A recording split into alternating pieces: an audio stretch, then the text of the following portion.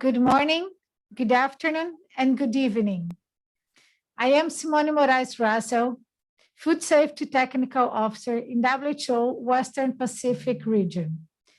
And I would like to welcome you all to this virtual session to observe the World Food Safety Day, jointly with the WHO Southeast Pacific Regional Office, with the Food and Agriculture Organization of the United Nations, FAO, the UN Environmental Program, UNEP, the World Organization for Animal Health, OIE, and the World Food Program, WFP, regional offices in Asia and the Pacific. Before we start, please note that we will use the interactive tool Menti.com. You can start scanning the QR code in the screen with your mobile phone or through the link in the chat box. During this session, you will be able to use the chat or the Q&A box to send your questions. We will try to respond as many questions as possible during the session. We will also prepare a document with the answers, and they will be included in the website of this event, as we may not have time enough to go through all the questions today. It gives me a great pleasure to open this virtual session and to welcome all the participants from different parts of the world.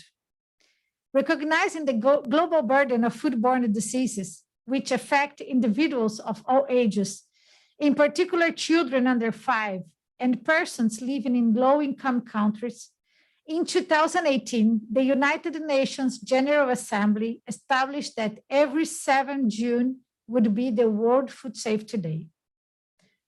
The World Food Safety Day aims to draw attention and inspire actions to prevent, detect, and manage foodborne risks, contributing to food security, human health, economic prosperity, agriculture, market access, tourism, and sustainable development. The theme for this year is Safe Food Now for a Healthy Tomorrow.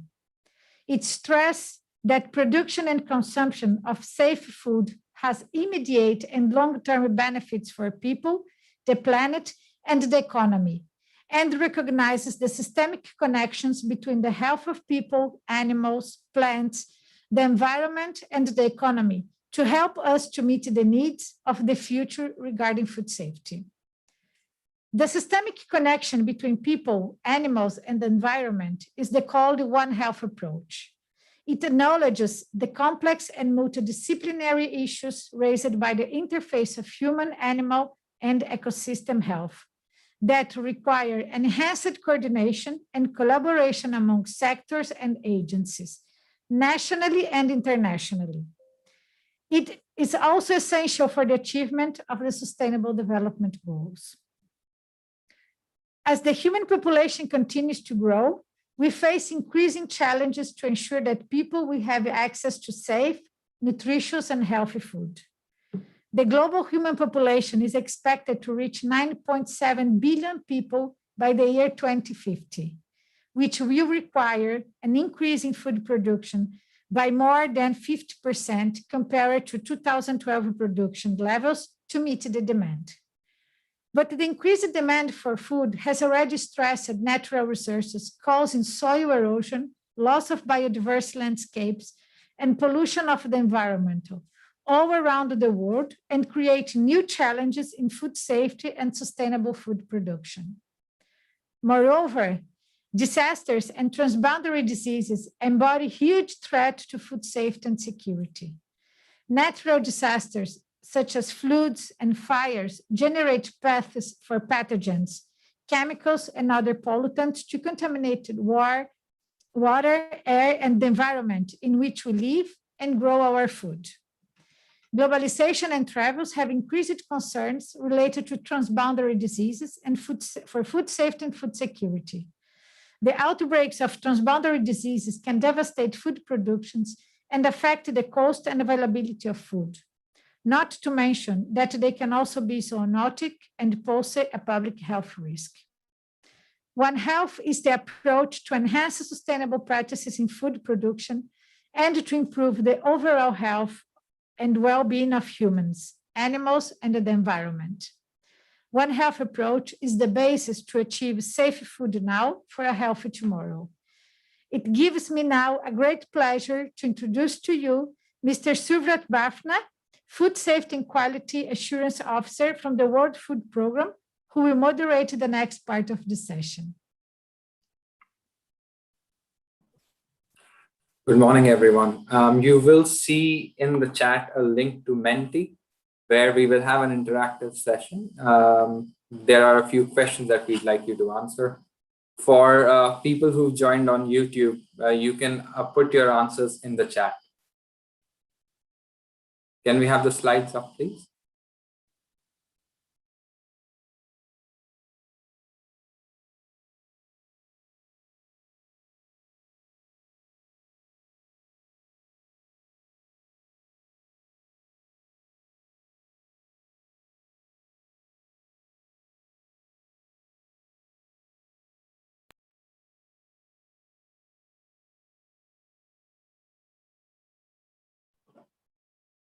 Please press the button if you're ready.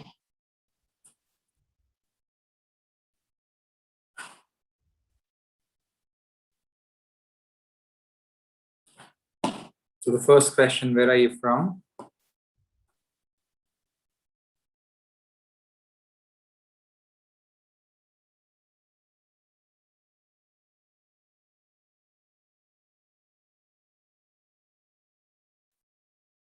As you can see, most people are from the region. Malaysia, Indonesia, Philippines have a majority of people in here. But then we have registration from about 68 countries across the globe.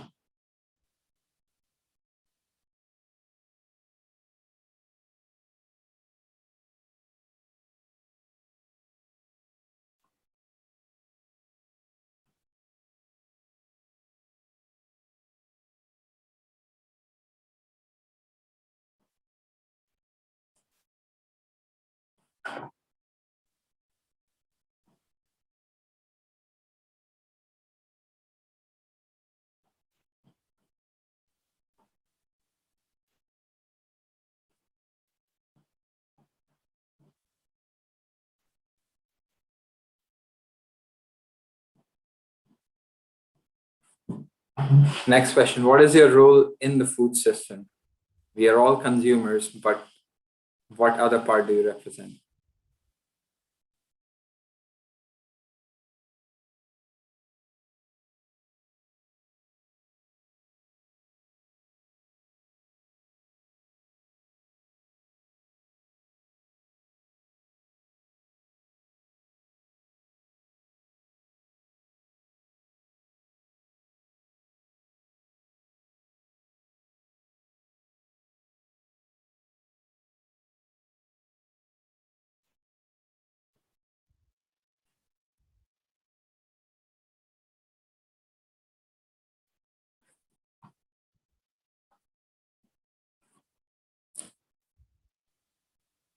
Okay, next question. How many people fall ill after eating contaminated food every year?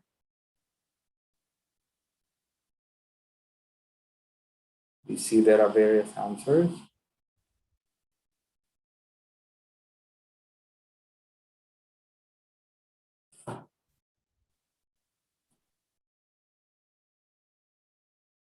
Okay, so predominantly, I see 600 million, that's right.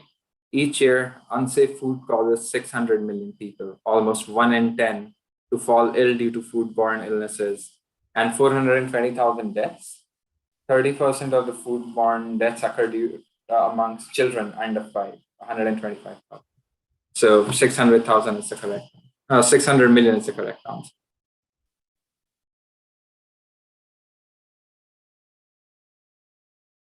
Which of the following pathogens cannot cause foodborne disease in humans?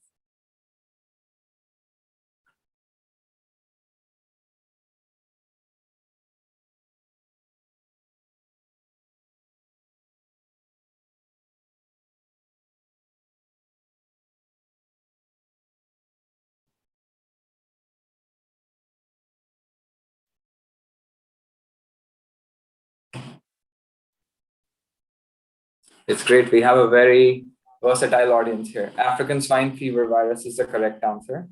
ASF is contagious and a deadly virus that affects pigs and wild boars. However, it is not a food safety concern, though it is a food security concern.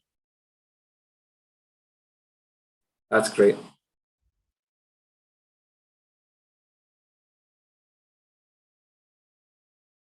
Do you think that food safety is important to achievement of the 17 Sustainable Development Goals, all 17 of them?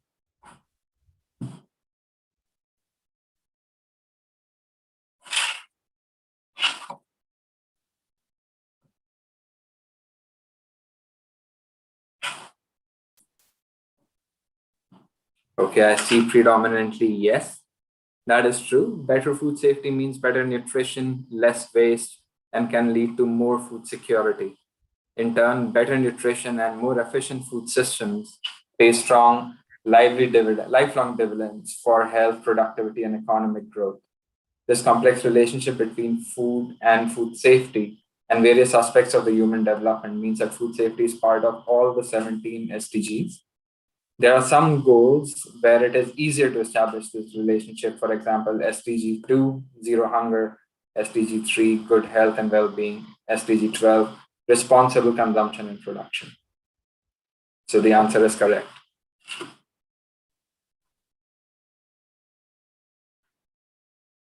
AMR is a rising global concern that affects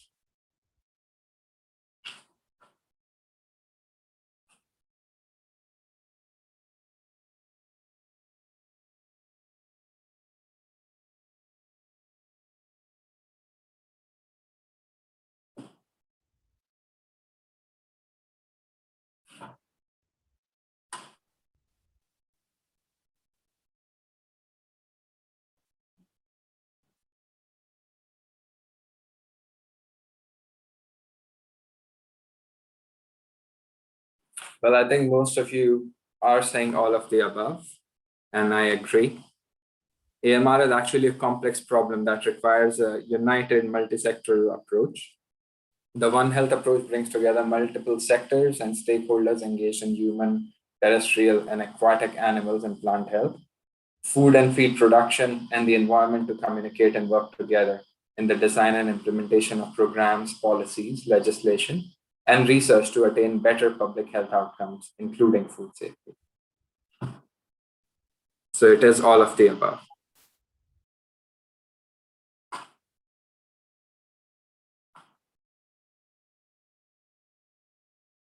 And with that, we thank you.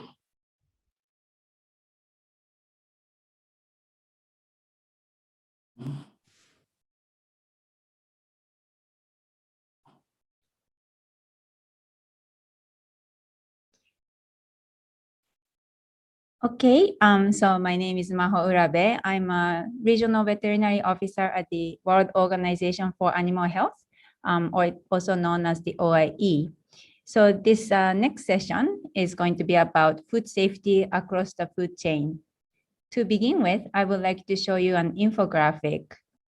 Wipro, can you please share the infographic?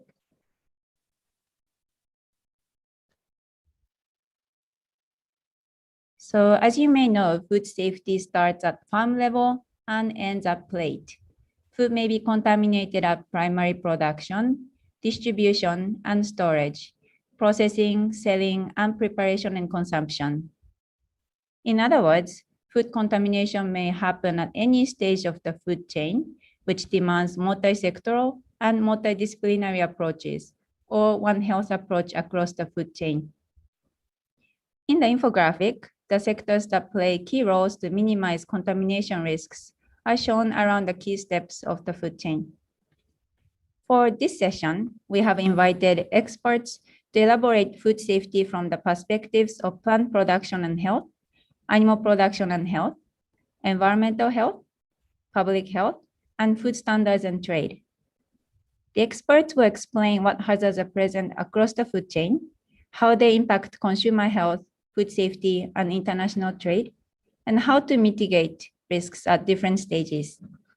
Next slide, please.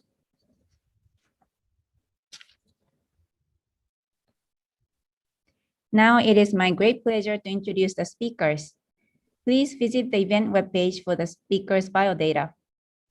The first presentation on plant production and health will be given by Dr. Bertie Henneke from Department of Agriculture, Water and Environment, Australia.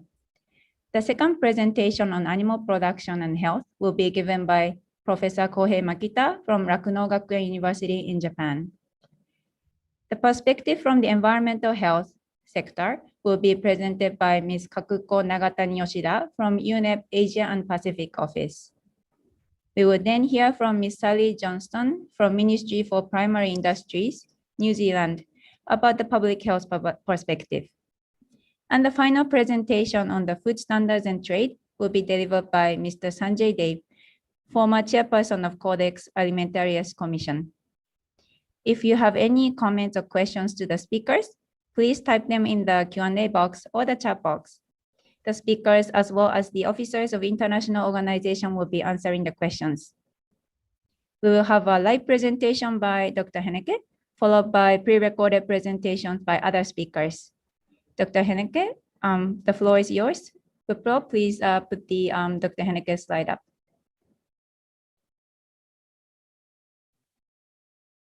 Thank you, Maho. I'm talking today about plant health and food safety.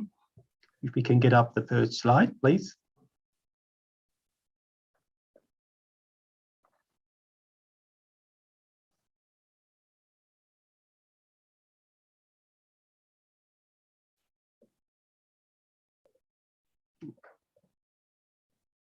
Thank you.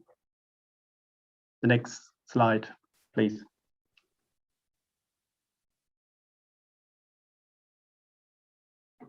Thank you. Global plant health is important for food security, food quality, and rural livelihood. Plants are free of pests and diseases, are more productive, and provide better food quality. Many pests, while not causing direct productivity losses, still reduce the marketability of food by causing issues such as fungal spots, malformation, rotting, and contamination.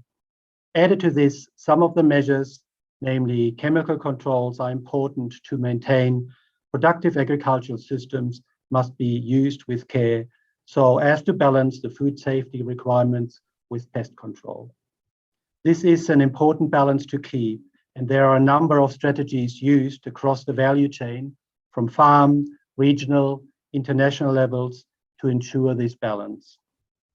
On the farm level, growers have strategies to prevent the spread of plant pests and diseases such as cleaning, pruning tools between plants to prevent the transfer of viruses, washing the boots of visitors as they enter the property so that they do not bring new pests or diseases with them, and the application of fungicides and pesticides where necessary to prevent further spread.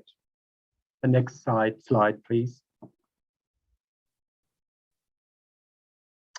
On the international stage, the International Plant Protection Convention, the IPPC, is an intergovernmental treaty signed by 184 countries, which has the purpose of protecting the world plant's resources from the introduction and spread of plant pests.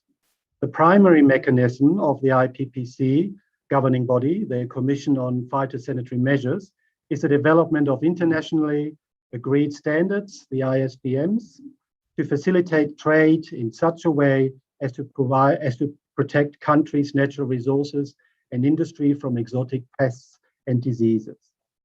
The IPPC recognizes that access to fresh fruits and vegetables with no or low residues is important. In line with this, the IPPC has worked to develop standards that facilitate systems approaches to phytosanitary measures which reduce the reliance on chemical management. For example, the IPPC has introduced measures such as establishment of pest-free areas, which can reduce the needs for treatment of products exports for that region, or the guidelines for surveillance, which is the ISPM 6, which supports determination of pest-free areas and allows certain regions that are free of particularly pests to export products without application of some measures. And then there's a phytosanitary treatment, such as irradiation treatments, cold treatments, and vapor heat treatments, which provide an alternative to chemical management. Next slide, please. At the national level, legislations protect plant health status, ensures imported food is of high quality, is free of contaminants, and ensures export plant products are pest-free. To provide an example, in Australia, some of these legislations include the Biosecurity Act, the Export Control Act, or Imported Food Control Order. National governments also support farmers and industry to develop and implement good plant health practices through support for research projects, information sharing, and representation on national, regional, and international plant health bodies. Strengthening good plant health practices also supports the strengthening of food safety measures and improves food traceability.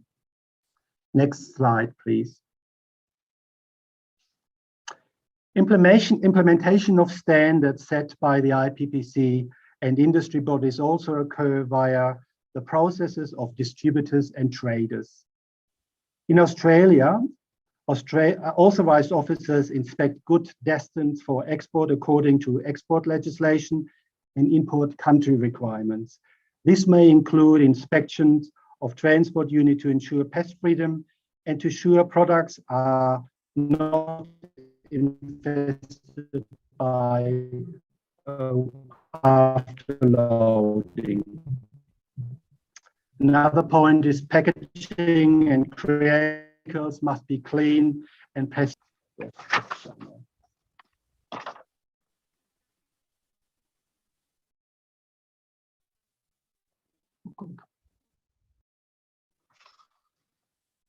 Next slide, please.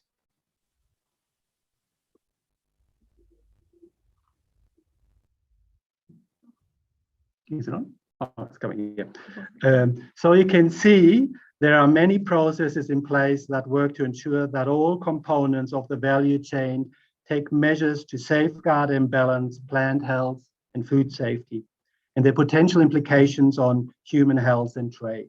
Everyone has a role to play in ensuring food safety and security now and into the future. Thank you.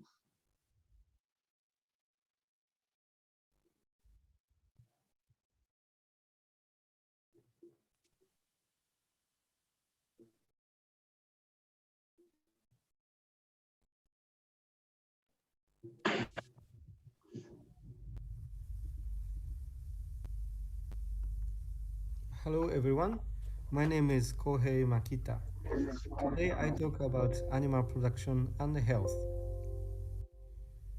First, I talk about hazards in animal source food production, including aquaculture, then ensuring safety of animal source foods during production processing phase, and finally, OIE as standard setting organization. At the farm level, these animals may be infected with zoonotic agents, such as Salmonella and Campylobacter. And in many cases, the animals may not show clinical symptoms. And the products may be infected with those agents, and also contamination may occur during processing.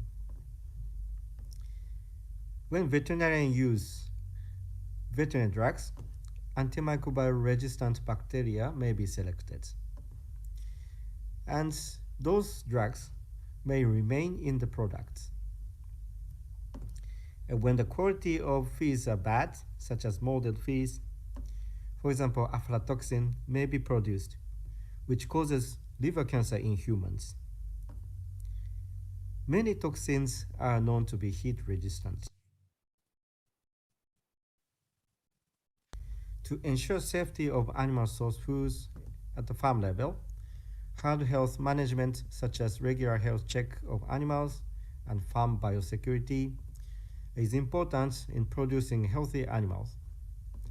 And national disease control such as having surveillance system, high laboratory capacity and vaccination campaign would reduce the risks of diseases in animals.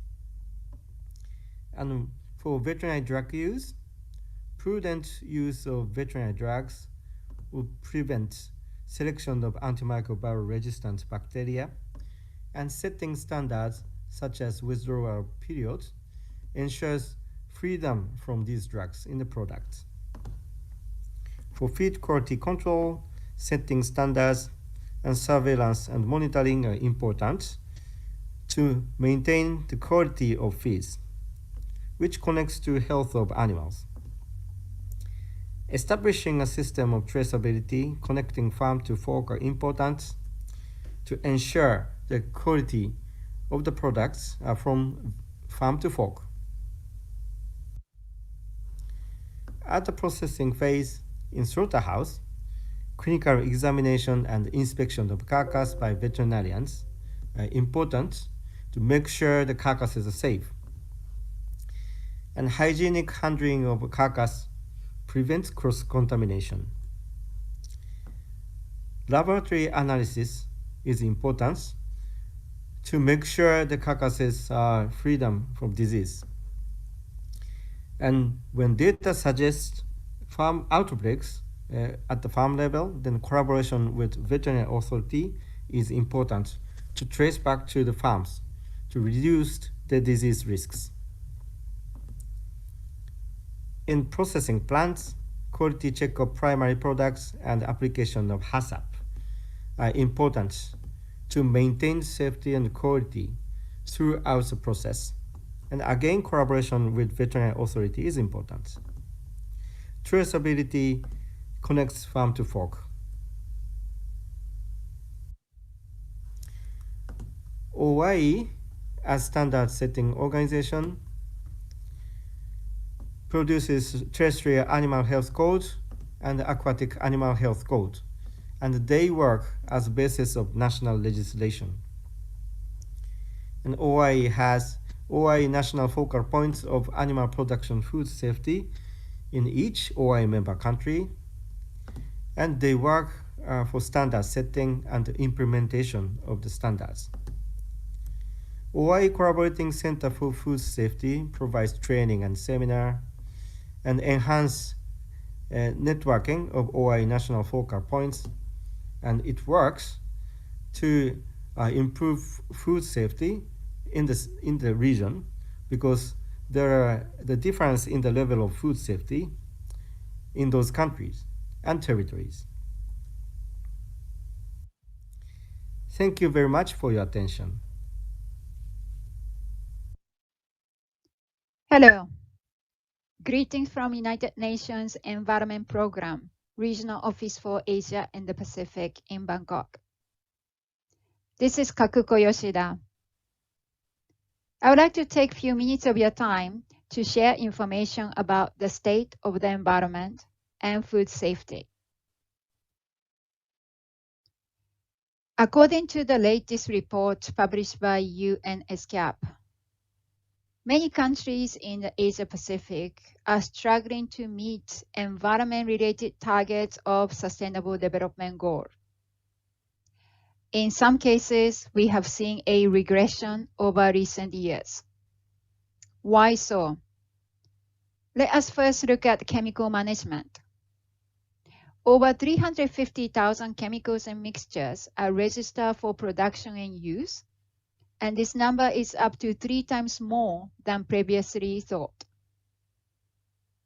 And much of the production and use are happening in our region. The number itself is not so much of the problem.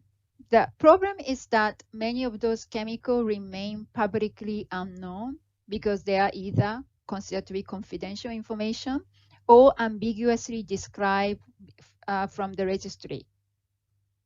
And control of bioaccumulative heavy metals such as mercury is just starting in some of our countries.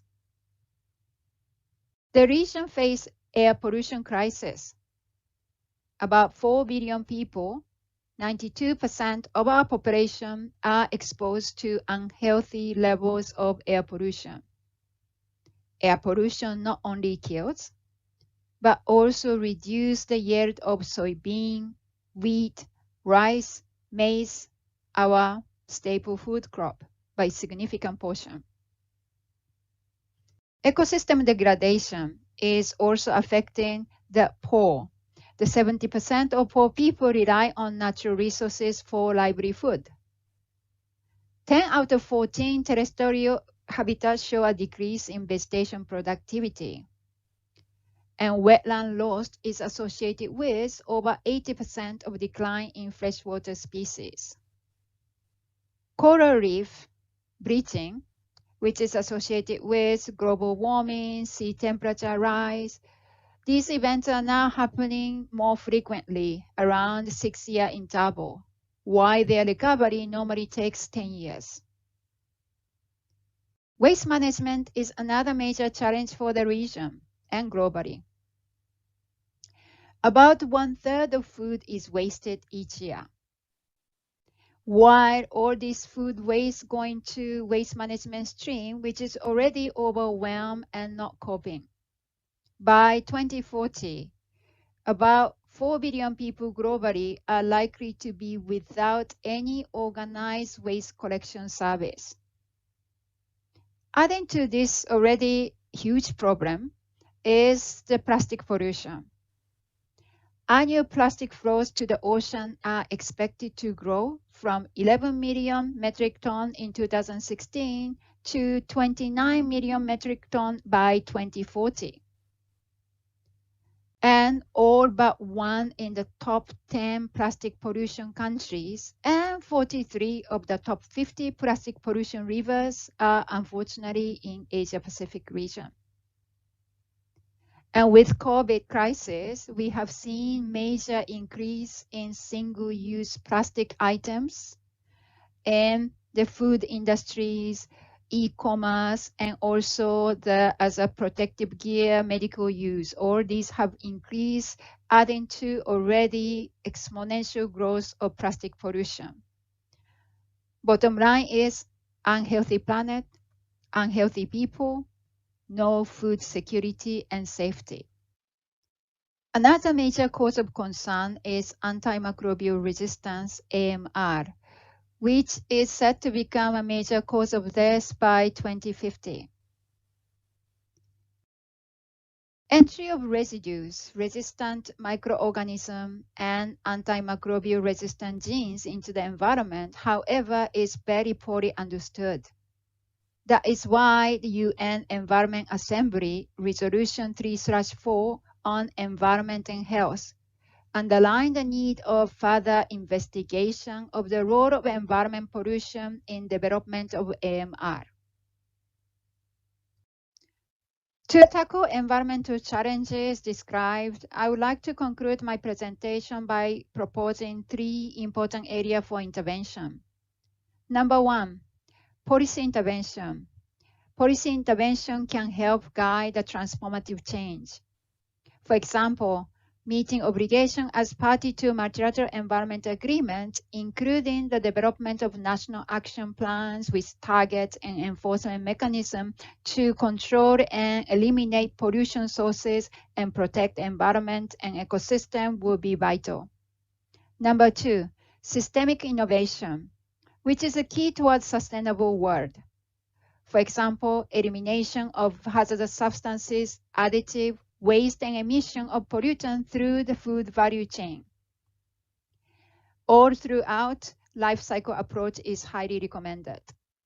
Number 3, transformative change through awareness raising, including promotion of citizen science.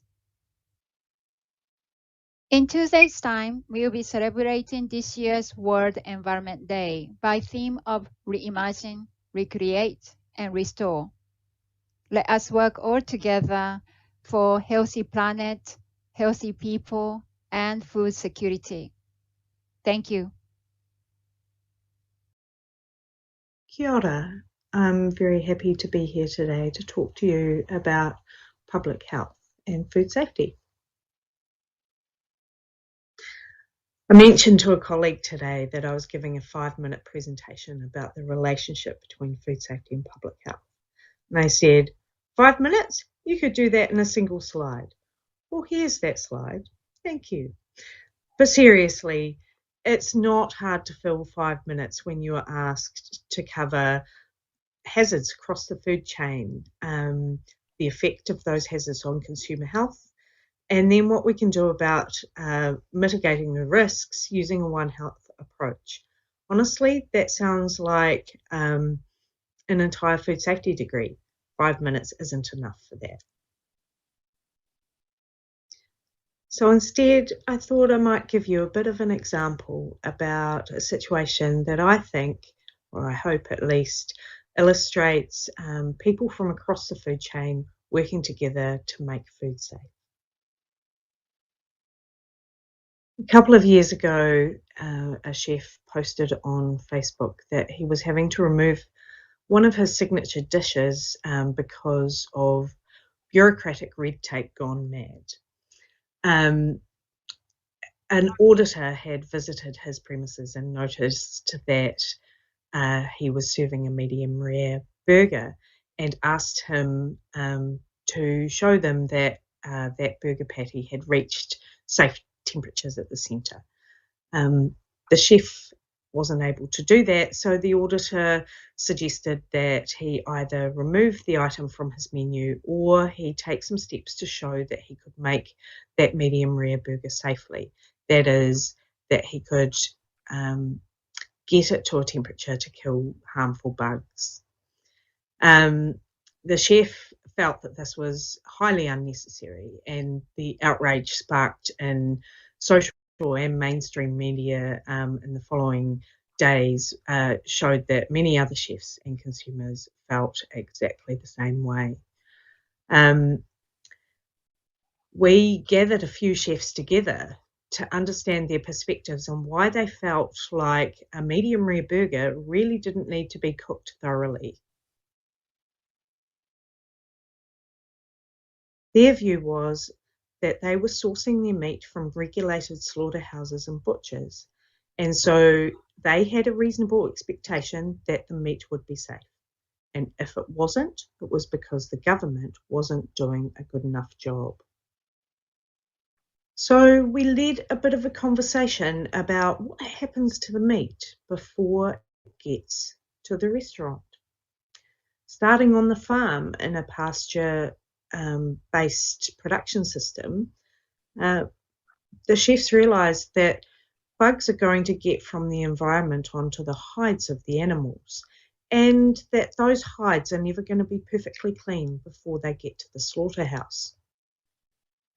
Then at the slaughterhouse, even with very careful processing, maybe it wasn't reasonable to be able to remove a hide without, a little bit of shaking, a little bit of, dust being generated, and some bugs being transferred to the surface of the meat. Then, when the meat is minced, the bugs that were sitting on the surface of the meat are now suddenly throughout the whole cut of meat. The chefs had this sort of aha moment that, when you serve a medium rare steak, you've seared that surface and killed those bugs that were on the surface. But in a burger patty, where that surface has been distributed throughout the meat, there are bugs now throughout the meat. And all of a sudden they were worried about whether or not they were doing enough to keep their customers safe. At the same time, they wanted to be able to offer the foods that their customers wanted, including a medium rare burger. So they went into a test kitchen with some scientists to find out if it was possible to make a medium rare burger safely. And several techniques were identified and published. These were also shared with consumers that might want to make medium rare burgers at home so that they knew how to do this safely. In the end, it took government, scientists, chefs, and consumers all working together in order to make medium rare burgers safe. Thank you for your time. Good morning, good afternoon, good evening, ladies and gentlemen. Namaste. Thank you for inviting me to this World Food Safety Day celebrations. And I understand that the theme of the program is One Health approach. Now, my question is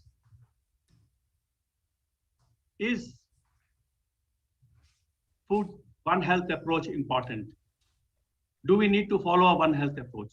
What is the importance of food safety? Do we need food standards? The point is that in case the food is unsafe, then it results in various problems. There is a substandard food available in the market. It causes a disease burden on the government. There is less nutrition. There is wastage of food. And when there is wastage of food, there is a food security situation. And when there is a food security situation, there is hunger and poverty. Eventually, what happens is that there is an overall decline in the economic situation of a country. So what actually is that since we are all world living in the WTO era, the focus of food safety is on through the SPS agreement. What is the importance of SPS agreement? The TBT agreement also applies. And eventually it is the trade facilitation that takes an important role in this system. So what is the purpose of the SPS agreement? The purpose of the SPS agreement is that it gives a right to countries to protect the life and health of plants, animals, and human beings, and at the same time avoiding unnecessary barriers. So we got to strike a balance between the two things. While we have that right to protect, we also need to ensure that we do not create unnecessary barriers to trade. And the same approach will follow across all the three segments. And that is what is a One Health approach. So what are the key takes from the SPS agreement? First of all, that countries are supposed to be consistent with the SPS agreement. Whatever standards we make should be consistent. We have to apply the principle of non-discrimination. Whatever regulations and standards apply to the domestic market will equally apply to imported products. We cannot discriminate between imported products and the domestic production. And therefore, the level of protection should be appropriate.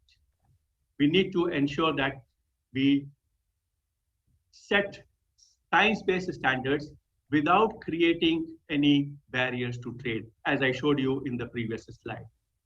And the members are encouraged to base their SPS measures on international standards. And in the international standards are laid down by IPPC, OIE, and Codex. These are the reference standards in the WTO. So these are the three sisters of the SPS agreement. IPPC, based out of Rome in the FAO building. OIE is Office International des Epizooties, the World Organization for Animal Health in Paris, and Codex in Rome. And all these three organizations, called as the Three Sisters, together contribute to a One Health approach. So what is Codex? Coming back to food safety standards, Codex is a joint body of FAO and WHO. It started operating in 1963, and the mandate is protection of the health of consumers and ensure fair practices in the food trade. You remember the SPS agreement slide that I showed to you, where there was a balance in between? You have a right to protect the life and health of plants, animals, and human beings without creating unnecessary barriers to trade. Same thing applies here as well in Codex. So what does Codex do? Codex adopts standards, codes of practice, and guidelines. Let us say we set a standard, Codex standard for arsenic in rice or mercury in fish. Yes, there is a standard, there is a maximum limit for a contaminant, but then we also need to create codes of practice so that countries are able to apply it, and then there are guidelines. And all these things have to be science-based. What are the food safety standards that are available in Codex Alimentarius? General standards for food additives, general standards for contaminants and toxins in food and feed, which is mycotoxins, heavy metals, DON. Online, there's an online database for pesticide residues, MRLs.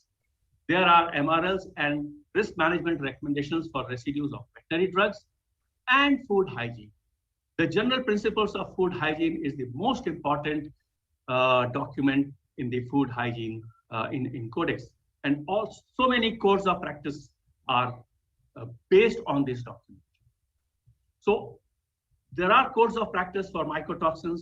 There are codes of practice for heavy metals. There are codes of practice for pesticide residues. There are codes of practice for ensuring that the veterinary drug limits in the food chain are within the prescribed norms of Codex Alimentarius. So there are several codes of practice, and they all apply across all food commodities.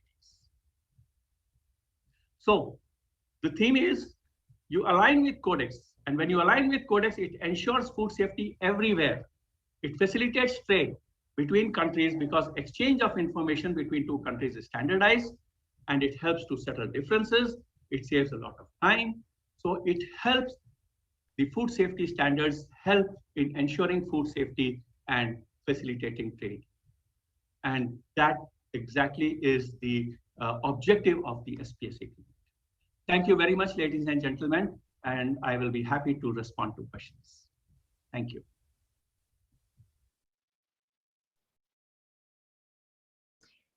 Thank you, all the speakers, for the very informative and inspiring presentations. As we have just heard, in this era of globalization, the food chain can be long and complex, involving many and often interconnected steps, hazards, and stakeholders. To ensure food safety, it requires a holistic, integrated One Health approach where everyone shares the responsibility. This brings to the end of the session on food safety across the food chain. I would now like to introduce Ms. Makiko Yashiro, a program officer and regional coordinator for ecosystem management subprogram from UN Environment Program, to start the next session. Thank you. Thank you, Maho-san. Good morning, good afternoon, and good evening. My name is Makiko Yashiro from UNEP Asia and the Pacific Office, and I will be moderating the session with my colleague, Mr. Sridhar Dharmapuri, who is the Senior Food Safety and Nutrition Officer at Food and Agriculture Organization of the UN FAO Regional Office in Bangkok. Can I have a slide, please? Thank you. So it is my pleasure to introduce our distinguished panelists who are with us today. We have Professor Nguyen Thiem Minh Tu. She is the Vice Dean of the School of Biotechnology and Food Technology at Hanoi University of Science and Technology in Vietnam. And she will be sharing her perspectives from the science community. Mr. Timothy Mendoza is from the Food and Drug Administration of the Philippines, and he will be providing perspectives from the government side. Mr. Zakir Milad Morshed is the Executive Director of SHISUK, which is an NGO from Bangladesh working with fisheries producer groups and consumers to improve food safety along the food chain. Mr. Kakaraya is the founder of the Consumer Foundation Association based in Papua New Guinea, and he will be sharing his insights from consumers' perspectives. So very warm welcome to our panelists, and thank you for joining us today. And in the previous session, we looked at the entire food chain from the primary production up to the consumption stage, and highlighted food contamination and various hazards and pollution issues that exist across the food chain that affect our food safety. Can I have the next slide, please? Thank you. So in this session, we will focus on the food systems approach, which is a key concept that is now central to the discussions taking place in preparation for the UN Food Systems Summit. And the summit will be convened by the UN Secretary General later this year, and will promote actions by all key stakeholders involved in the food systems to radically change the way we produce, process, and consume food.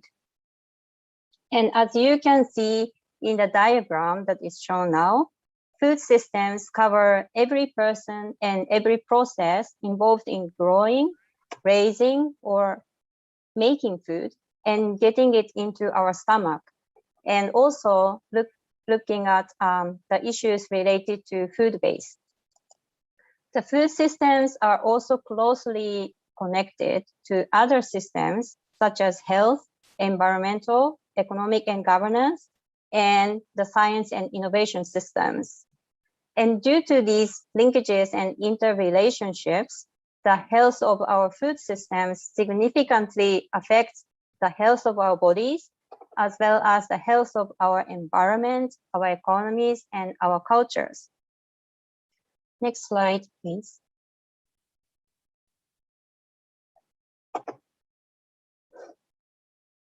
Can I have a next slide? Thank you. And this is why transforming the food systems towards sustainability is important in ensuring food safety. And every sector and stakeholder involved in the food systems have an important role to play. And in this session, we will hear from the panelists from different sectors about their perspectives, particularly their roles in the food systems and ensuring food safety. And with this brief introduction, I'd like to now hand over to Sridhar to moderate the discussions. Thank you, and over to you, Sridhar. Thank you, Makiko, and once again, welcome to all the participants. So as we get into this session, we're actually approaching almost 400 people on the call, and this just goes to show every year that we have and observe this day, the interest keeps increasing. So in the beginning, when we had the Menti test, you would all recall we had this question on who are you and what sector do you represent? And you could see that as soon as we started talking about people involved in food safety, we started with a majority from the government, but slowly all the other sectors started to prop up, you know, the private sector, the consumers, the NGOs, academia, and so on. So essentially that captures the message of the day-to-day, that food safety is our business, not just everyone's business, but your business, and so is it mine. And therefore, to represent that whole, everyone is what we have this illustrious panel. Just to say that our fourth panelist, Mr. Kakaraya, he's on the WhatsApp and he's on the call with me on the phone. So he'll be answering from here. So first, to do a first round to all the panelists, the first question will be, what would you see as being the importance of the sustainable food systems approach to food safety? So let us know from your perspective, both from your country and from the sector that you represent, where do you think food safety stands within the whole food system? I'll start with Professor Thi Minh Tu from Hanoi. Please keep your answers to about 2.5 minutes, and then we'll have a second round. Over to you, Professor. Yes, good morning, good afternoon. My name is Nguyễn Thị Minh Tu, and I am from Hanoi University of Science and Technology, Vietnam. Actually, totally agree with the comment that we have seen in the last previous session that food safety and foodborne disease can be prevented from education. So I would like to discuss about this related to food safety. And you know, in Vietnam, foodborne disease is very is attracting many attention from people and from academia.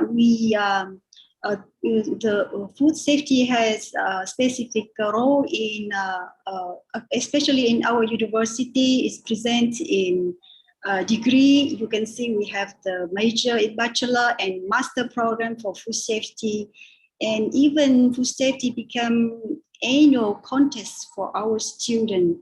So it is a good model for students to share, to interact, to disseminate the food safety knowledge. And I think for train and for educate people, we are responsible for build up the training program so that the learning outcome and I mean for the expected learning outcome to correspond to the food safety requirement. I mean, in Vietnam, we are a developing country. So a very small pieces of food system, for example, food nutrition, food security, and food safety, we face together at one time at the same time. So this is challenge for us to integrate in the training program to train for students. And you know, since 2016, we have like a very official program launched in national television, that is to say no to contaminated food, so we can educate to all the people that's concerned to this problem.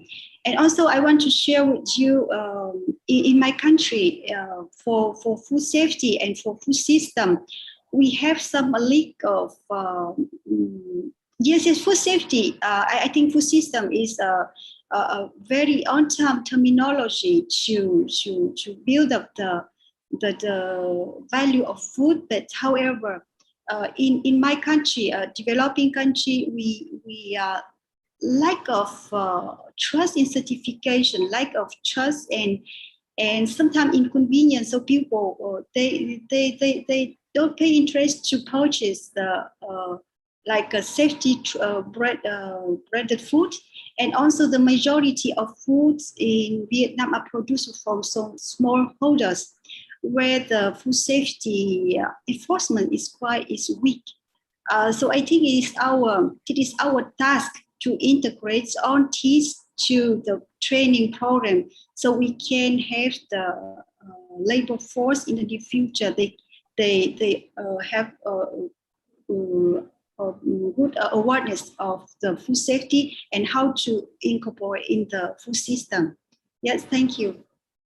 Thank you, Professor Mitu. That is a great point. Education, training, that's an important component of contributing to a better food system and better food control for everyone. Over to you, Dr. Mendoza in the Philippines, for your take on this topic. Yes, good day, everyone. Thank you for the invitation. And I'm from the Center for Food Regulation and Research of the Food and Drug Administration, Philippines. So with the first question regarding the food systems approach, in the government and regulatory context, it is definitely important in making the mandate of assuring food safety more organized, more efficient, and more inclusive. The increasing complexity, the digitalization of marketing, selling, like what we are encountering right now in the pandemic period, the ease of exportation and importation of food products surely challenges the way that we do things now, the traditional way of regulation. But by shifting towards food systems approach, looking at the individual mandates of government agencies, such as food safety regulatory agencies, our border agencies, clarifying their roles and responsibilities, while at the same time looking at the crucial linkages with other sectors to form synergies and areas of collaboration, definitely necessitates our support and even the high-level support from our government officials. So thus, we need to enable platforms such as interagency committees, such as boards, and they should be institutionalized to ensure that policies are holistic, but at the same time relevant and accurate for each food sector. So there's a worry of getting too broad, but neglecting the specifics. Therefore, we need to be more responsible in choosing which government agencies and stakeholders are involved in this high level of looking at things, at how we do things currently. Thank you. Thank you, Mr. Mendoza. That's bringing us the regulator's perspective. And he did emphasize the need to look at what each department agency is mandated and how do you actually integrate them under the food systems approach, which is essentially a matter of discussion all through this year. So if you now then go to the point of view from producers and then what happens along the food chain, I'd like to bring in Mr. Moshe. What would be your opinion on this topic, Mr. Moshe? Thank you.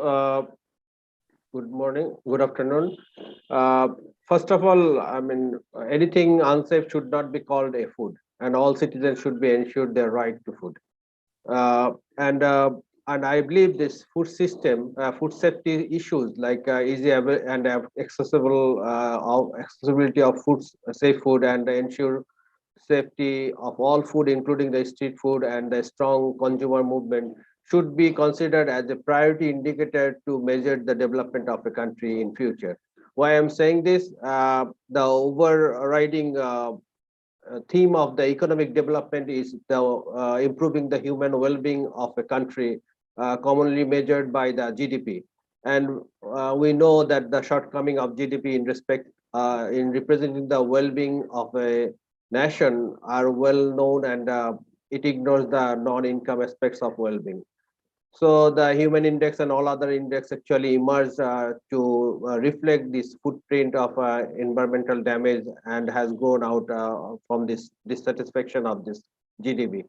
So in that context, I think there are discourses which is looking for possibilities of list of indicators can be easily or reasonably correspond with the degree of development across.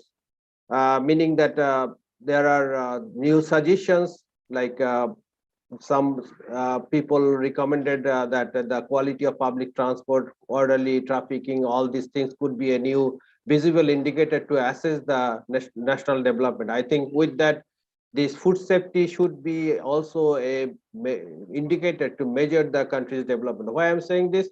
As a producer, it is difficult to really ensure the food safety unless the whole food chain or the food system has not been improved. So there should be a thrust from the national level to really improve all aspects of these things. Unless we have the safe feed or the transportation safely, it is difficult for a producer to really bring this safe food from the plot to the plate. No producer is really, I believe no producer intend to produce unsafe food or adulterated food. But the problem is when you really have a gap in the backward and forward linkages, that is difficult. So I think in that case, the food system, the food safety issue in the total food system is really important to make it as a national policy overall. Thank you. Thank you, Mr. Moshe. And in fact, two very important points that he made for all of us. One is that safe food is for everyone. No one can be left behind. It's essential for nutrition and for better lives. And therefore, that's where we need to have everyone involved. And to bring in the consumer perspective, I have Mr. Kakaraya from Papua New Guinea on the line. So, Mr. Kakaraya, can we hear your thoughts on this? Over to you. Thank you, Dr. Dharmapuri, and thank you, FAO and the moderator and the panel for inviting me to give a perspective, a consumer perspective from a Fed point of view. I'm really happy that this event is taking place, and I've been invited so I can hear some of my experiences here in the country. Food safety is a from a consumer perspective is a living issue, is a daily issue, and it is not an issue that we can talk about it today and then we revisit next week. It's a daily occurrence, and it is critical, absolutely critical in a third to developing country standpoint, where the consumer is not that educated or unaware or undisciplined. And culturally, some of these are cultural. I think one of the speakers have alluded to that earlier. My experience is that it is a responsibility that every individual needs to take on board. But unfortunately, due to lack of knowledge, lack of proper education, proper discipline, the consumers don't seem to help themselves. So what I've seen from a consumer advocate foundation point of view is to empower the consumer to know, have the knowledge and the awareness and education of the responsibilities that each one of them have to take. And especially it's becoming a very big challenge in a country like Papua New Guinea, and I believe it's similar to across the area. That consumers are now relying on surviving from processed food from the store and the supermarkets, and less and less, more and more people are now living in the convenience and the fast lane. They want to have something that is fast food, something that is pre-packed, and they don't want to cook for themselves because it takes the time and cost and inconvenience. So it's really an issue of the consumer, IMO herself, having the awareness and the knowledge and the education. So what I see is collaboration with partners like the government, the donor agencies, and led by FAO and the United Nations. These are very useful partners, and to bring all of us together in educating the consumer. I think that's the first step in a third world and a developing country, where the consumer has to be made aware of what the pros and cons, and the dangers, the harm that this processed food carry, and food preparation, because the consumers, because as you all aware, in developed countries, access to clean water is also a challenge. So there's a lot of compounding issues.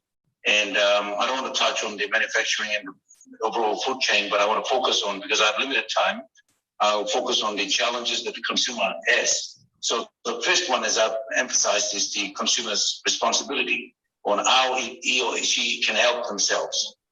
And then the approach that we have taken is immediate to medium-term to long-term. So it's a three-pronged approach. And the immediate term is because the consumer bracket is, we have the millennials, the old generation is slowly phasing out. So now we got an age bracket of school drop leavers, semi-educated population coming up. And so the policy and the legal enforcement and regulation and codifying food safety codes is the immediate solution that I see. I'll try to advocate that. I'll try to implement that when I was in government. But because of lack of priority and lack of interest and the priority elsewhere, these issues get put in the back burner. But as an advocate now, as a non-government body, we are now working strongly with the Department of Health and the stakeholders to ensure that this food code is now implemented and enforced, so that the present generation is now protected under those codes. Because most of the traders, the vendors, are not keeping up to any standards, because there is no standard. So they are helping themselves and resorting to unhealthy, unsafe food marketing and selling. And so that's the immediate term. On the medium and mid-term is we're looking at... Sorry to interrupt. Hold that thought. We'll come to that on the next question, because we want to come to the others as well. So the things that you're mentioning on behalf of the consumers, especially you alluded already on the food codes and the education part. So we'll come to the next part when I pose the next question to all the panelists. And that is to look at your sector's role in promoting the food system approach and food safety. So how are you going to ensure, or how will you promote nesting and incorporating food system within the food safety within the entire food system approach? So let me first pose the question back to Professor Minh Tu in Vietnam. Over to you, ma'am. You're muted. Please unmute. I'm sorry. Yes. Thank you again for the questions. And I think for us is just a comment how to integrate food safety to the food system effectively. I think it's a big question is Vietnam. I just want to share you just a small piece, a problem, in fact, a problem for us, why we train and educate people. For example, to ensure food safety to the food system effectively, we have to train and educate people. But sometimes we lack of tools. I mean, we do the research and studying on the test, control test, but we really need a quick test, simple test, so that we can realize in the industry, in the market, and we can teach for students. But this is we need information, and we need more transfer, science transfer from colleague, from you, so that we can develop our training program effectively for students. It actually is our difficulties to integrate food safety effectively to training program. We need something quick but simple. Yes, it is my idea. Thank you, Professor Mintu. Indeed. So this is one of the issues that for all those who are on the call, whether you're from an international organization, or you're from a university, or you're from any institution, for something to think about. How do we incorporate this into our learning and teaching processes, and then bring up the new generation of professionals who are well aware of food systems issues and food safety? So from the government, what would you say, Mr. Mendoza? Thank you again for the question. I think this was partially touched by Mr. Morshed a while ago, the role of the national government. The government definitely should spur the initiatives in promoting this food systems approach in order to engage more sectors of in our respective countries towards the goal of improving our food safety standards and regulations. These sectors includes the specific role of the academe, consumer groups, and food industries, and they must equally be emphasized and integrated their role in policy making to ensure that the stakeholders are responsive and supportive to what will be issued in order to be implemented. This is, I think, a crucial area that the Philippines is really improving upon, being inclusive in terms of our policies and increasing the stakeholder approach or stakeholder participation in our policy making. Without the sectoral approach of involvement, the efficiency and the overall implementation of these interventions are definitely in jeopardy and will greatly be affected. So I think the role of the national government agency, aside from the traditional way of regulation, is now making more inclusive policies based on sound innovations and balancing innovation with sound regulations. So thank you. Thank you, Mr. Mendoza. So great point again, essentially emphasizing that while we need to be well versed with sectoral approaches, whether it's animal health, food safety, public health, and so on, but then the linkages between them so that they are harmonized is an important part of the food systems. It is essentially a continuation of the One Health approach that we just talked about. So, Mr. Morshed, since you work across the chain, what would you see as your input on this topic? As a producer, I think we need to emphasize on the responsible production and sustainable production system, because the existing chemical-based and extensive production system is affecting our planet in different ways. So in our case, we are trying to really organize the community for a collective initiative, collective decision making, so that they can explore sustainable use of their natural resources, and also produce safe food for the nation, for the collective health, good, whenever, for the supply chain process. So I like to put emphasis on the this promotion of this collective farming system instead of this this corporate corporate farming mechanism. The small farmers and others, I mean, if we really can help them to connect with the market, so that because my point is, like, the farmers and the small producers, they are contributing the most in the food system or food production, but they are enjoying the less in the whole benefit out of it. So we need to really protect these small dwellers, small farmers and the producers. And at the same time, we need a market transformation, so that their production can directly come from the plot to plate, safely to the things. So I think this need to be really emphasized. The cooperative initiative, cooperative agenda of FAO and other things. I mean, we are taking agenda for a year, but I think sometimes it doesn't really mature in 1 year or 5 years time. So I think there should be a kind of a persistence and consistency as well, to really to make our dream true, so that these critical issues like the farming system is very important, and we need to really promote the agroecological farming system instead of the corporate farming system.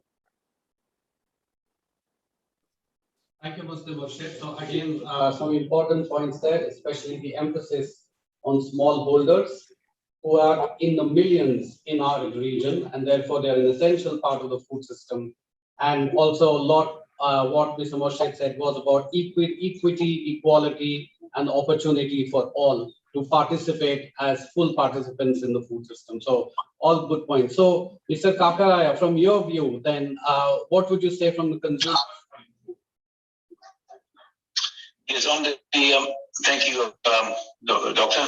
On the consumer perspective, I think the two speakers, Mr. Mendoza and just the immediate past speaker, Mr. Mossad, I think they've covered the two approaches that I wanted to highlight from the consumer point of view. Is that one, the consumer, because the consumer is the ultimate target of the food production, and then ultimately pays the price.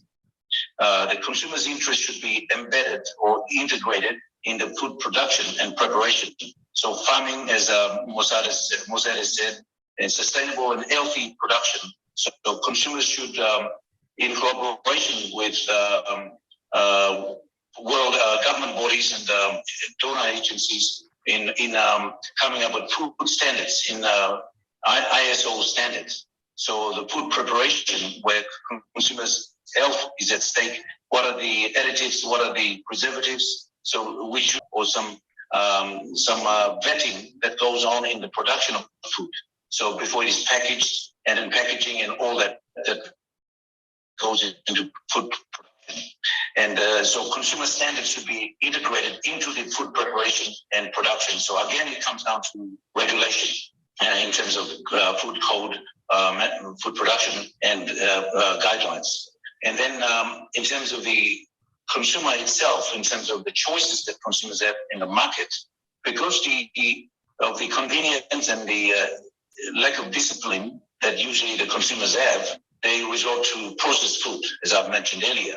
So therefore, consumers is a collaborative effort supported by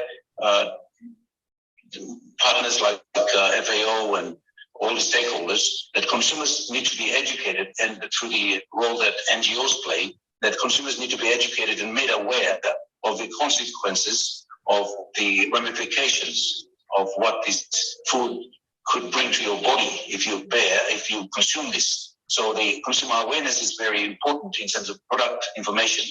And so because the lack of education, again, and the awareness, uneducated population that is now, and then the young generation that is coming up, which are also, most of them are now heading to the school leavers. So they are not fully educated, so not disciplined, and they will be prone to access this unhealthy, processed food. So therefore, the duty should be imposed on the manufacturers to take due care in preparing. So the rationing of sugar, all the other additives that goes into preparing the processed food, consumers should have a say. Consumer interest groups should have a say in vetting those, in calibrating the right amount of measure of whatever the food composition.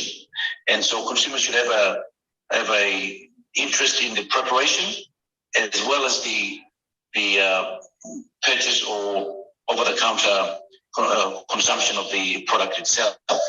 So consumers have a very dual responsibility to ensuring that happens, but consumers need the support of government, need the support of the big organizations like United Nations, FAO, to ensure that the businesses take heed of the standards in terms of producing those, preparing food for the consumption of the consumers.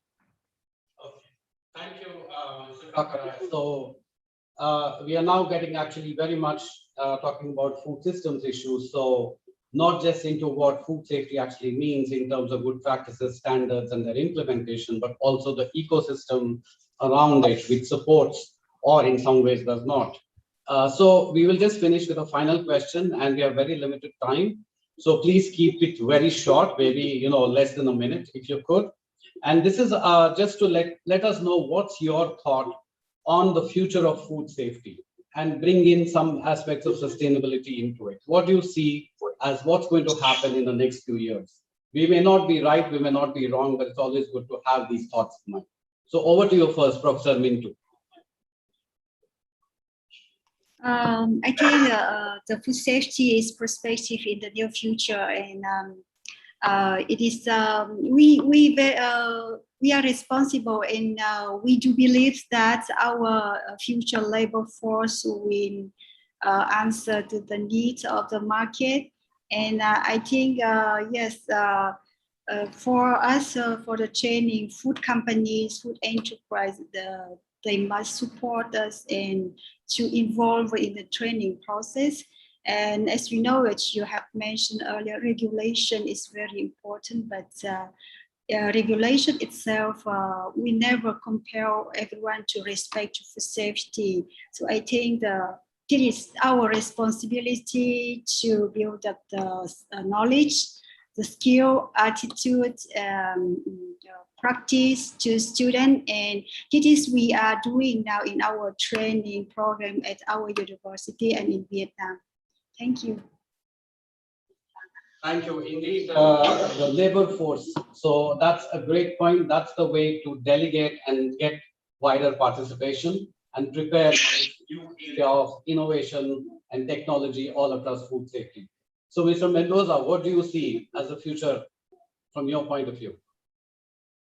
I think in the government sector, what must be the future of food safety in our sector is through employing smarter and more innovative approaches in our way of regulating things.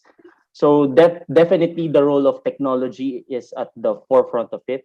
So we have the use of artificial intelligence, machine learning, big data analytics. These are the tools that we can use to further improve our ways and approaches in mitigating, reducing, and preventing risk in our food systems. And this must be emphasized at this juncture in our period right now. And it is one of I think the opportunities that the pandemic gave us is we have the focus on digitalization, and this must be translated in how we do things in the government, so that the sectors can easily be linked together So as I was mentioning a while ago, the importance of linkages, and we could maximize these linkages by investing in our technology, in our IT right now, in the government sector, in the food industry, and linking it with the consumers and with our academe, in order for us to have a more responsive and holistic approach in foreseeing risk in our food systems. And also, I would just like to emphasize that we all are under a pandemic right now, and the future of food safety is always should be a priority in our public health system. It must always be considered. So when there is an ongoing pandemic, we don't want foodborne disease outbreaks from happening. We don't want from our public health systems to be overwhelmed when foodborne outbreaks do happen. So definitely we must always put, and even in the future, put food safety in our priority, in our government policies. Thank you. Thank you, Mr. Mendoza. So great point there. Preventing the next pandemic is an absolute priority for everybody. And we will actually see innovation and digitalization changing the way we are actually being a key driver of how food systems are reshaped. So here's where then a lot of changes will actually happen both at the ground level. So Mr. Moshe, what do you think then is your perception? Yeah, the time scale is changing. Instead of calling before Christ and after Christ, now people are talking about the before COVID and after COVID. So the COVID-19 pandemic both exposed the structural flaws of the global food system and underscored the urgent need for a truly radical transformation. It is time for a just, equitable, healthy, and sustainable food system. Why I'm saying this? Because the current food system are structured to maximize the profit. A human right-based approach to transforming our food system is critical to realize the right of safe, healthy, and culturally appropriate food for all. It is unacceptable that almost 1/3 of the world do not have regular access to safe and nutritious food, despite the growing surplus of production. And we are talking about asking about the equitable food system because the current chemical intensive agriculture is fostering the collapse of the food and also the seed diversity, while the further profiting from the unhealthy diets. People's right based framework in transforming our food system is the key in rebuilding the production and the trade towards the decolonization, solidarity, and the lasting peace. And we are asking the healthy food system because the current chemical intensive corporate driven agriculture is fostering the collapse in food and seed diversity in our things. Genetic diseases are emerging from the farm to threaten the already fragile healthcare of system in the world. The food producers are tapped in a cycle of dependency on hazardous technologies, while the consumers find healthy food more and more inaccessible. So healthy food system could reconnect us again.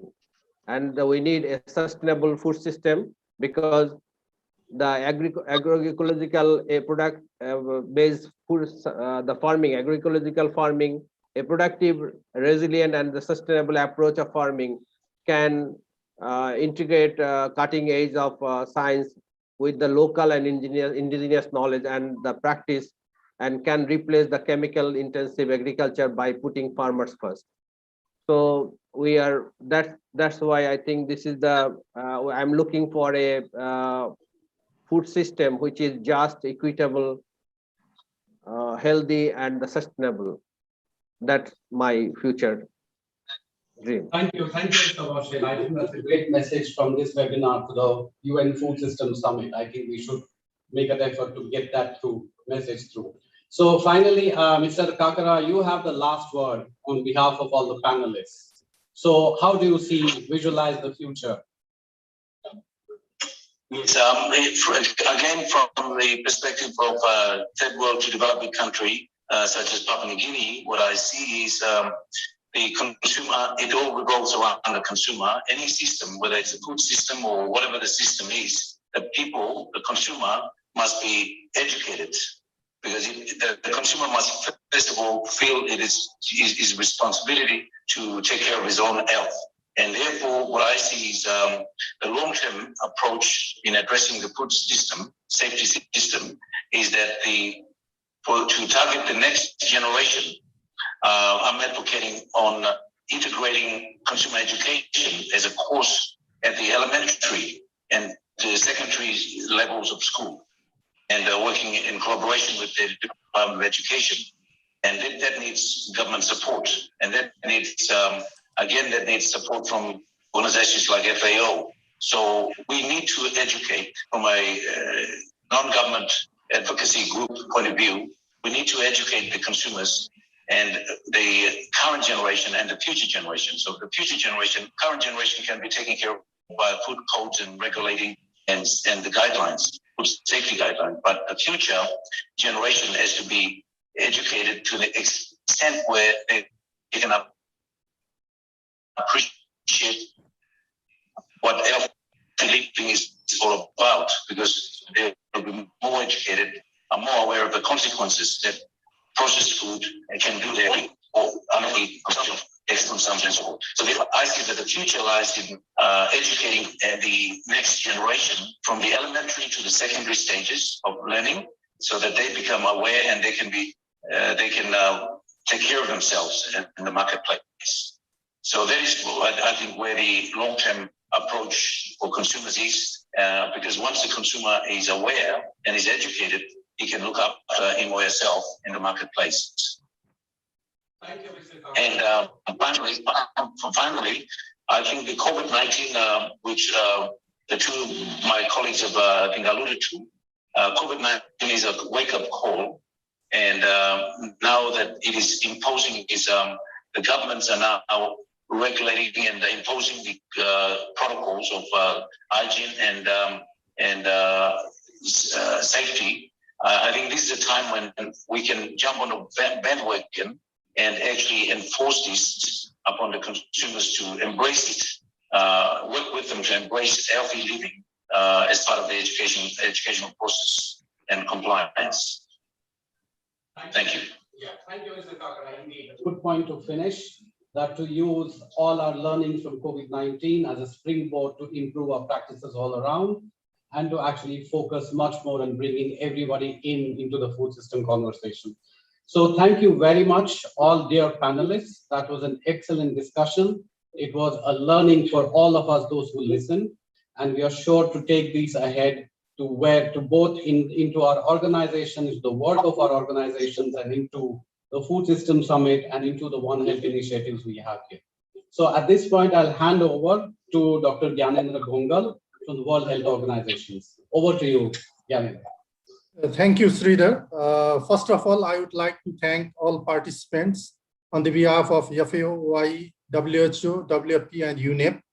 A total of 610 participants from 68 countries representing 6 continents have registered to join this event.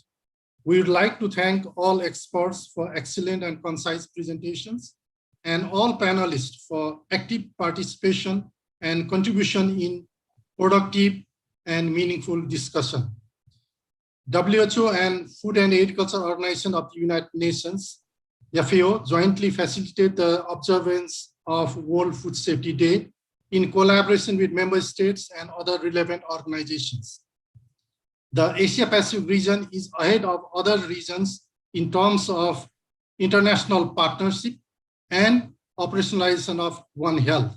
Last year, FAO, WHO, popularly known as Tripartite, joined hands with WFP to observe World Food Safety Day. And this year, we are partnering with UNEP also as a co-organizer. It is not a coincidence.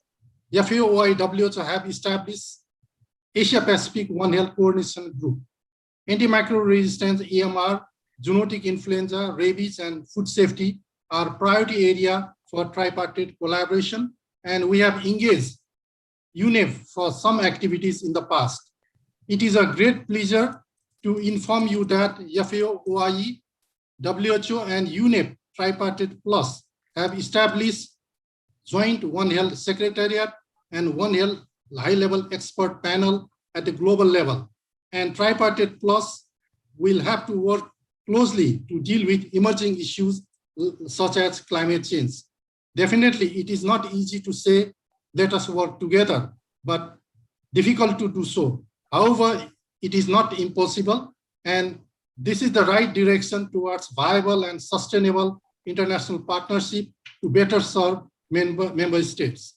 Ladies and gentlemen, safe food now for a healthy tomorrow is the theme of the World Food Safety Day 2021. The panel discussion has highlighted the role of producers, government, academics, and consumers in ensuring access to safe, healthy, and nutritious food, which is linked to sustainable development goals. We all are committed to SDGs, which have 17 goals to achieve better and more sustainable future for all by 2030. Current food policies, food industry practices, and shifting consumer preference are driving overconsumption and dramatic growth in consumption of highly processed food and beverages. 1/3 of the food produced for human consumption is lost or wasted globally every year. Current food system needs to change in the context of intensification and commercialization of food production system, growing pandemic threats, and impact of climate change in future of our planet. Together, we must drive transformative change to build a world in which healthy, sustainable, and inclusive food systems allow both people and planet to thrive. The COVID-19 pandemic has made this transformation of the utmost urgency. Recognize the fact that food system touch every aspect of human existence, and we need to build back better from COVID-19. As mentioned by Makiko, UN Secretary General Antonio Guterres is convening a food system summit in September 2021 as a part of the Decade of Action to achieve SDGs. A series of national food system dialogues have been initiated to provide an opportunity for governments and communities to discuss their food systems and identify ways they might be strengthened. I hope that many of you are aware and participated in dialogue process at country level. At regional level, SCAP together with FAO, WHO, WFP, and UNEP are hosting Asia Pacific Regional Food System Dialogue on 10th June. The Asia Pacific Regional Food System Dialogue will provide an opportunity for diverse range of stakeholders to consolidate regional views, perspectives, and experiences regarding pathway and action for equitable and sustainable food system transformation to achieve healthy diets for all people in Asia and the Pacific and support the implementation of SDG. Last but not least, as highlighted by various speakers, food safety is a shared responsibility between government, producers, and consumers. Everyone has a role to play from farm to table to ensure the food we consume is safe and healthy. Our thoughts should not be limited just to observe World Food Safety event on June 7th each year, and we urge all participants to actively engage in making our food safe, healthy, and nutritious, and consume it responsibly. Thank you very much for your kind attention. Now we close this World Food Safety event, and we hope that all our participants, they will have good opportunity to use the thoughts which were expressed by panelists as well as our experts will be used to observe World Food Safety Day on 7th June. Thank you.